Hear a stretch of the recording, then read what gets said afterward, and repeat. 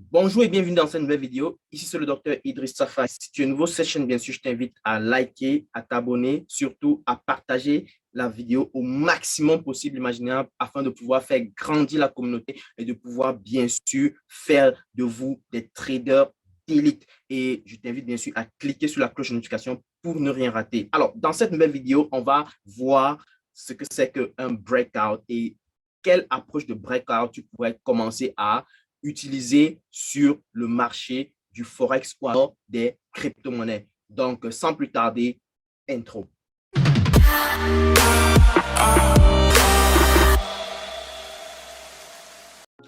Avant toute chose, je voudrais donner la chance ici à chacun de vous de pouvoir gagner jusqu'à la somme de 100 dollars afin de pouvoir commencer à constituer son capital de trading crypto Forex. Et pour cela, tu as trois choses à faire. La première chose est bien sûr de t'abonner sur cette chaîne YouTube Afro Forex et bien sûr cliquer sur la cloche de notification pour ne rien rater. La deuxième chose, c'est de pouvoir nous dire en commentaire la raison pour laquelle tu t'intéresses au trading, bien sûr. Et la troisième chose, c'est de pouvoir partager ceci dans au moins 10 groupes Facebook, WhatsApp, Telegram et bien sûr, liker cette vidéo. Je vous souhaite tout simplement bonne chance et on va se dire à tout de suite. Comme je disais tantôt dans cette nouvelle vidéo, on va voir bien sûr une stratégie de breakout qui me semble plutôt assez intéressante et plutôt assez simple à appliquer et qui va te permettre bien sûr de détecter ce qu'on va appeler des breakouts. Et donc, avant de démarrer cette vidéo, bien sûr, je t'invite bien sûr à liker la vidéo, n'est-ce pas, à la partager au maximum, au moins dans 10 groupes Facebook, Telegram, WhatsApp, dans les groupes où tu te retrouves, n'est-ce pas, et surtout à nous dire en commentaire comment tu as trouvé la stratégie. Donc, regarde cette vidéo jusqu'à la fin parce qu'elle te permettra bien sûr de pouvoir peut-être faire des petits b.a.-ba nécessaires afin de bien comprendre comment tu peux déployer un breakout sur un marché, que ce soit du Forex ou alors des crypto-monnaies en day trading. Donc, on va, sans plus tarder, on va partager l'écran et on va voir ça. Alors, comme je disais tantôt, on va essayer de voir qu'est-ce que c'est qu'un breakout. Déjà, un breakout, ce qu'il faut comprendre, donc on va écrire breakout, B-O, pour abréger, n'est-ce pas? Un breakout n'est rien d'autre qu'une approche qui consiste à détecter les sorties potentielles de range ou alors les sorties potentielles des corrections. OK? C'est-à-dire, imaginons un seul instant que vous êtes en train de trader une tendance, n'est-ce pas? Vous savez que le marché évolue en vagues. Il y a les vagues d'impulsion, il y a les vagues de correction, impulsion, correction, impulsion, ainsi de suite, n'est-ce pas? Et donc, nous, par exemple, on serait peut-être intéressé à détecter une sortie de correction, c'est-à-dire chercher la limite maximale d'une correction et attendre que le prix sorte de cette zone maximale-là de la correction et pouvoir saisir donc l'opportunité à la hausse potentiellement ou à la baisse selon la tendance qu'on est en train de privilégier. Et donc, du coup, ça, c'est une approche. Donc, on peut avoir, par exemple, un graphique qui est en train de monter comme ça, là, n'est-ce pas? Et après, à un moment donné, on se rend compte que le graphique fait des choses comme ça, n'est-ce pas? On se rend compte que ça fait du surplace quasiment.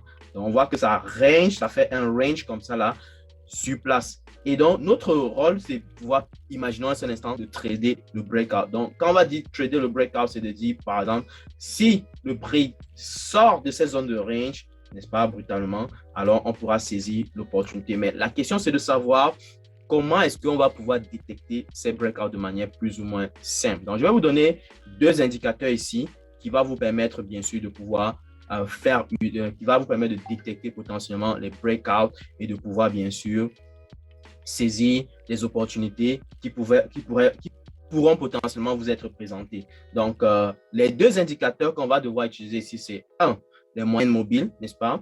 Et deux, les points pivots. Donc, on va utiliser juste la ligne centrale du point pivot. Ça, c'est uniquement ça. Donc, je vais essayer de commencer par rajouter les moyennes mobiles et les points pivots sur mon graphique. Donc, première chose, c'est d'aller sur Indicator, n'est-ce pas? Ici, on clique sur Indicator, on tape IMA. Vous savez que moi, j'utilise beaucoup plus les moyennes mobiles exponentielles. Donc, je tape IMA, Moving Average, et c'est tout de suite ajouté sur mon graphique. Et un autre indicateur, comme je l'ai dit tantôt, c'est bien sûr les points pivots. Donc, du coup, je clique sur, je tape point pivot ou alors pivot point. Pivot point, OK, standard. Donc, je choisis pivot point standard ou alors pivot point standard. Maintenant, qu'est-ce que je fais? Je dois maintenant venir faire des réglages sur mes indicateurs. Pour l'indicateur moyenne mobile, je dois prendre la moyenne mobile 200. OK? Et je dois bien sûr augmenter un peu la grosseur de la ligne afin de pouvoir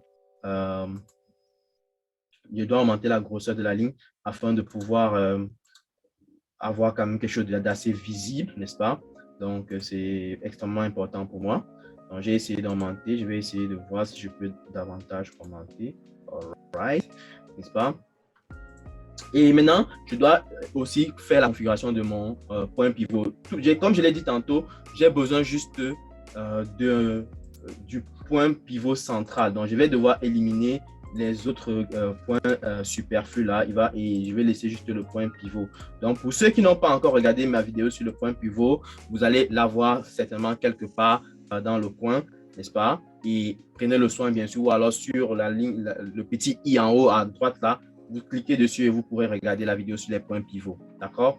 Donc, on va garder juste le point central des points pivots afin de pouvoir, bien sûr, identifier les breakouts. Donc, voilà notre graphique. Nous sommes sur le graphique du Bitcoin. Comme vous pouvez vous rendre compte, nous sommes en daily, mais on peut aller en intraday également. Donc, ça ne gêne pas. Et pour le point pivot, une chose que j'ai peut-être oublié, qu'il est important de faire, c'est de venir ici, de chercher bien sûr à placer plutôt les points pivots en weekly. OK? Ça, c'est très important. Donc, je place des points pivots en weekly. Ça va m'aider à pouvoir mieux étayer mon activité. Donc, je vais venir ici et je vais potentiellement voir... je vais potentiellement voir comment est-ce qu'on va devoir, bien sûr, saisir les opportunités grâce à cela. Donc, ça peut nous être utile. Donc, on peut utiliser le weekly comme on peut utiliser directement automatique si vous voulez utiliser l'automatique. D'accord? Bon, gardons d'abord le cas automatique, n'est-ce pas? Ça nous permettra peut-être de mieux étayer notre analyse. Alors, voici notre graphique, OK? Voici notre graphique. Et on voudrait en fait saisir un breakout en unité de temps, bien sûr, daily. Pardon, en unité de temps 1 heure. OK? Nous sommes en unité de temps 1 heure. Et comme je le disais tantôt, le breakout sera tout simplement de décider que, OK, si on franchit la ligne du point pivot vers le bas et en supposant que notre tendance est baissière ou haussière ou alors selon la tendance qu'on est en train de considérer, on doit saisir l'opportunité à l'achat ou à la vente. Donc, je vais donner la stratégie pour l'achat et la stratégie pour la vente de manière séparée. Donc, pour l'achat d'abord, l'achat, qu'est-ce qu'on fait? Achat. Alors, on a deux conditions principales. OK? Première condition, c'est que on doit avoir le prix qui est au-dessus de la moyenne mobile. Donc, on doit clairement être en tendance haussière. Donc, prix au-dessus de la moyenne mobile. OK? Donc, le prix doit être au-dessus de la moyenne mobile. IMA, c'est Exponential Moving Average. Donc, on peut dire moyenne mobile exponentielle. OK? Donc, le prix doit être au-dessus de la moyenne mobile exponentielle. La moyenne mobile n'est rien d'autre que la ligne bleue que j'ai placée sur mon graphique là qui me permet de détecter dans quelle tendance on est en train d'aller. Et bien sûr, j'ai mis la moyenne mobile à 200 périodes.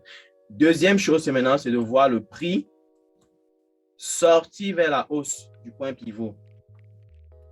Le prix doit sortir vers la hausse.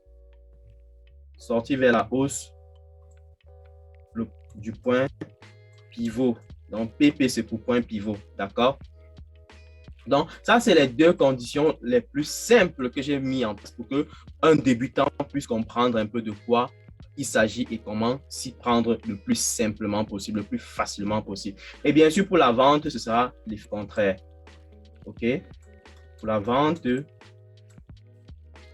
on va dire prix. Le prix doit être, le prix du marché, c'est tout ce que vous voyez, les bougies là, n'est-ce pas? Le prix doit être inférieur à la moyenne mobile, à IMA. OK? À IMA. Et ça, c'est le premier point. Et le deuxième point, le prix, n'est-ce pas? Le prix doit traverser, ok? Le prix doit traverser le point pivot. On va montrer ça clairement. Donc, inférieur ou égal au point pivot, d'accord? Donc, on va essayer de repérer maintenant les choses telles qu'on a fixé nos conditions sur le marché, ok? Bien sûr, avant de pouvoir saisir l'opportunité, vous devez considérer d'autres critères nécessaires avant de faire quoi que ce soit. Donc là, nous sommes sur le graphique du Bitcoin en unité de temps 1 heure, ok? Et on voudrait saisir, par exemple, des opportunités à l'achat et à la vente en même temps. Regardez qu'est-ce qui se passe ici. Il se passe que ici, par exemple, on a un range, n'est-ce pas? Vous voyez très bien qu'on a un range. Donc, je vais prendre un cadran pour matérialiser cela. Vous voyez que ici, par exemple, on a un range en 1 heure. OK? On a ce range-là. Et on a notre point pivot, n'est-ce pas? On voit que le prix dans cette zone-là est monté, est descendu, monté, descendu, monté, descendu. Monté, on est descendu, descendu, on est monté encore, on est descendu, on est monté, ainsi de suite. Bref, on a oscillé tout au long tout autour de cette bande-là, ok, de cette zone, de ce carré-là. Vous voyez que ça a oscillé à un moment donné, c'est venu faire pression vers le bas, n'est-ce pas? C'est venu faire pression vers le bas. Et à un moment donné, le prix a cassé vers le bas la moyenne mobile, n'est-ce pas? Et a bien sûr cassé aussi le point pivot vers le bas. Donc, si on est dans cette condition-là, ici, on ne pouvait pas prendre de trade, par exemple, ici, je vais mentionner ça en jaune. Là, on ne pouvait pas prendre de trade, là, on ne pouvait pas prendre de trade, là, on ne pouvait pas prendre de trade parce qu'on est clairement dans un range. Et quand vous êtes dans un range comme ça, vous ne devez pas prendre d'opportunité, ok? Vous devez lâcher, ok? Ce type de stratégie ne va pas marcher dans un contexte où vous êtes dans un range. Donc, lorsque vous arrivez dans une zone de range comme ça, évitez. Mais dès lors qu'on casse comme ça là, et qu'on descend, vous avez à potentiellement saisir l'opportunité quelque part. Et si vous êtes en mode agressif, soit d'attendre un pullback avant de saisir l'opportunité. Donc là, par exemple, ici, ça nous donnerait par exemple du 2 pour 1 ou de 1,5 pour 1. Donc, si on se passait par exemple loin ici en haut et qu'on cherchait peut-être un take profit qui ne soit pas trop fallacieux, n'est-ce pas? C'est-à-dire, on vise en fait la zone-ci comme target, n'est-ce pas? On serait tout simplement dans une performance qui est dans les, on va dire quoi? Quasiment 1 pour 1, d'accord? Regardez 1 pour 1. OK? Donc, vous voyez qu'ici, on aurait pu prendre du 1 pour 1, mais pour quelqu'un qui est beaucoup plus confiant du trade, il peut aller à 2 pour 1. Hein. Donc, pour cela, il faudra peut-être placer deux take profit, un take profit ici, n'est-ce pas? Qui respecte bien sûr la zone de la ligne orange ici, donc TP1 ici, TP1 ici, et TP2 quelque part ici à 2 fois, d'accord? Donc, vous avez deux objectifs.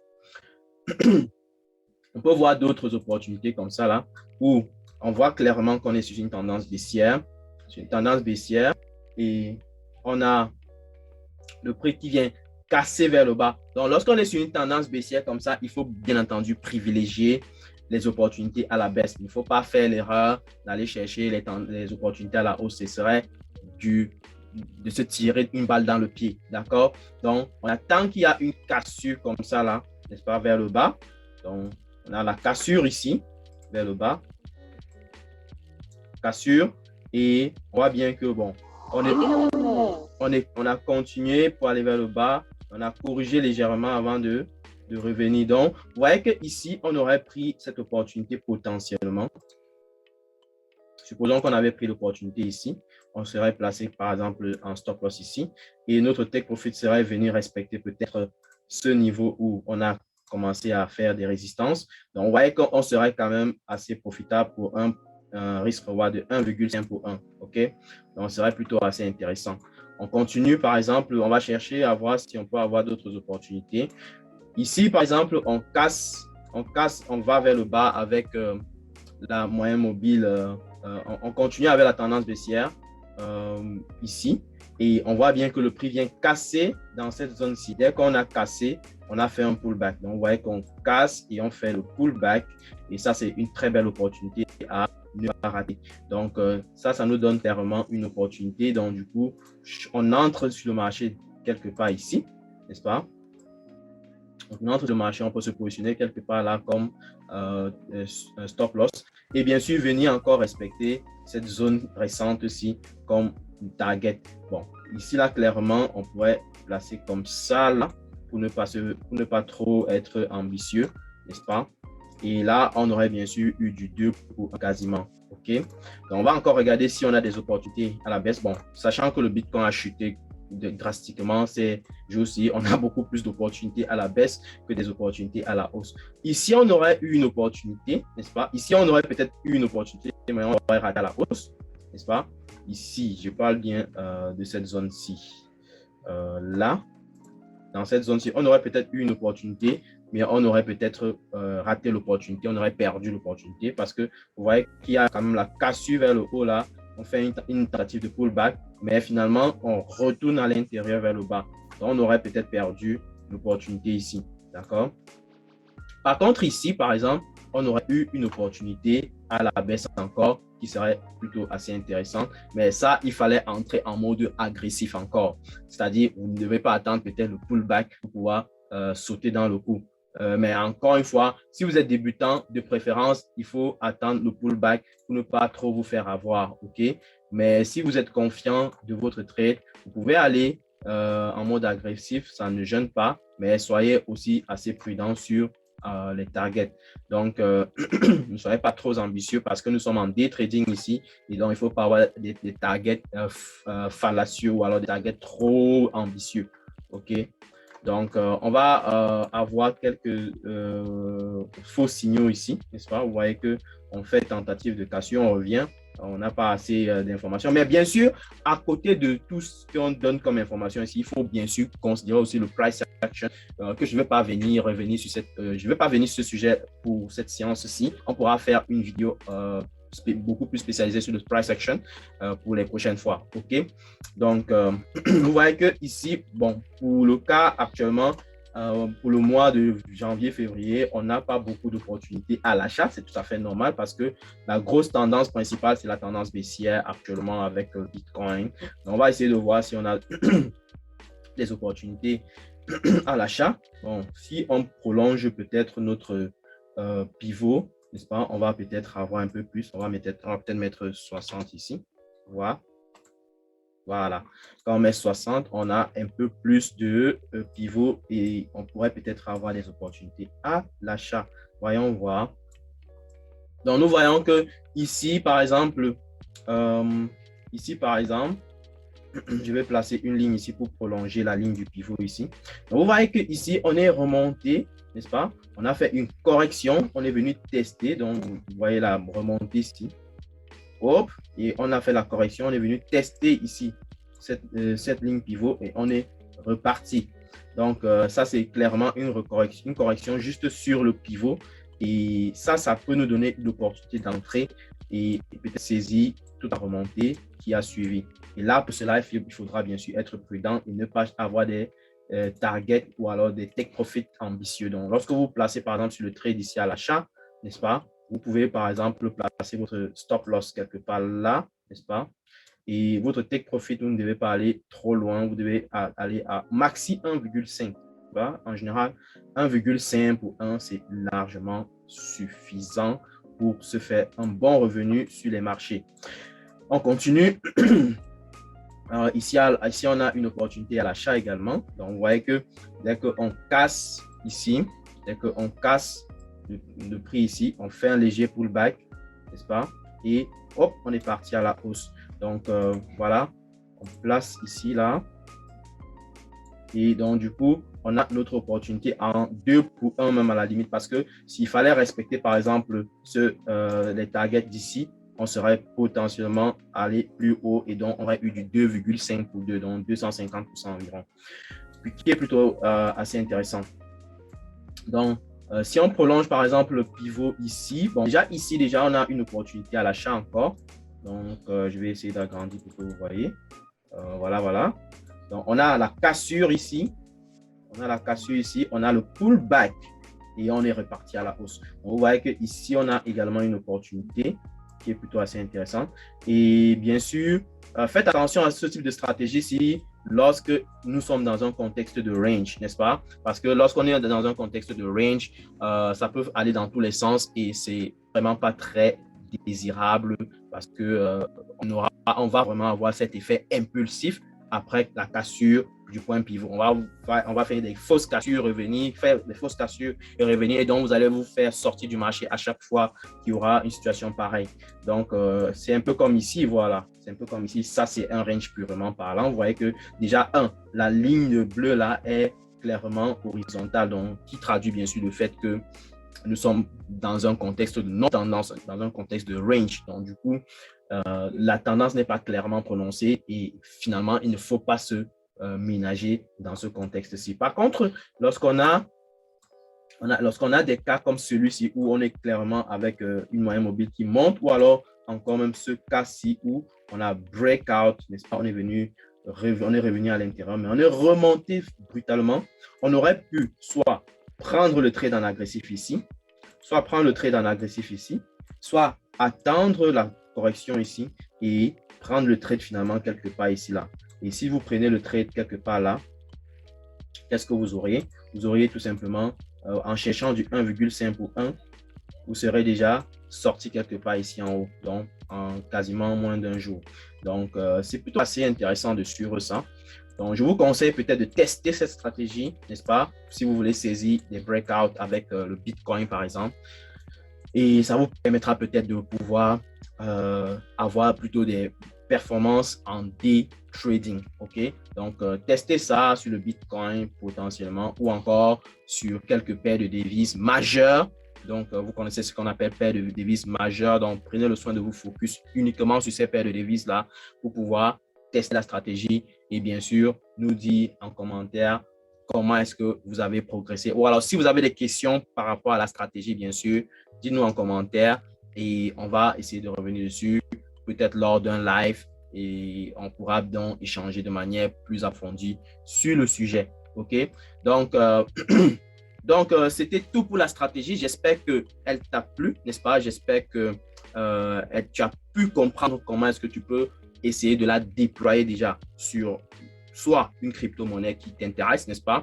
Soit une paire de devises qui t'intéresse. Donc, cette stratégie est beaucoup plus adaptée pour les contextes où on est en tendance claire et naturellement prononcée. Donc, si vous êtes dans un contexte de range, il ne faut pas trader ce type de stratégie. Ça va vous donner trop de faux signaux et donc, ça ne serait pas intéressant. Ce serait plutôt assez frustrant. Donc, du coup, considérez ce type de stratégie uniquement lorsque vous êtes dans un contexte où vous observez une claire tendance. OK? Et donc, voilà. J'espère que tu as aimé la vidéo. Si tu as aimé la vidéo, bien sûr, like-la surtout. Il faut la liker, n'est-ce pas? Il faut la partager au maximum. Partage au maximum, au moins dans 10 groupes Facebook, 10 groupes Telegram, 10 groupes WhatsApp. Vous êtes au moins dans les groupes plein, là. Partagez pour que les autres en bénéficient, pour que les autres qui s'intéressent également au trading en bénéficient au maximum. OK? Donc, on continue comme ça. On fait grandir la communauté. Réel plaisir. Et rendez-vous, bien sûr, samedi et dimanche pour les lives exceptionnels qu'on aura, bien sûr, à 19h GMT pour pouvoir entrer en profondeur sur l'analyse des crypto-monnaies et bien sûr l'analyse du marché de manière globale pour dimanche. OK? Donc, samedi, c'est live crypto-monnaie. Dimanche, c'est live revue des marchés proprement dit. Donc, soyez présents à partir de 19h GMT. On va avoir des échanges chauds bouillants et bien sûr, il y a des surprises à ne pas rater. Surtout, commente aussi la vidéo, partage parce qu'il y a également des surprises pour le challenge qui a été annoncé en début de vidéo. Et surtout, télécharge ton bouquin gratuit afin de pouvoir devenir un trader efficace. C'est un petit bouquin qui se lit très rapidement et qui te permet d'avoir à maîtriser les erreurs que tu pourrais potentiellement commettre et peut-être tu n'es pas conscient de ces erreurs-là. Donc, de les arrêter dès maintenant pour pouvoir écouter ton processus d'apprentissage. Donc, je te remercie d'avoir regardé la vidéo. Je t'invite bien sûr encore de la partager et on va se dire tout simplement à très bientôt pour une prochaine vidéo. Ciao!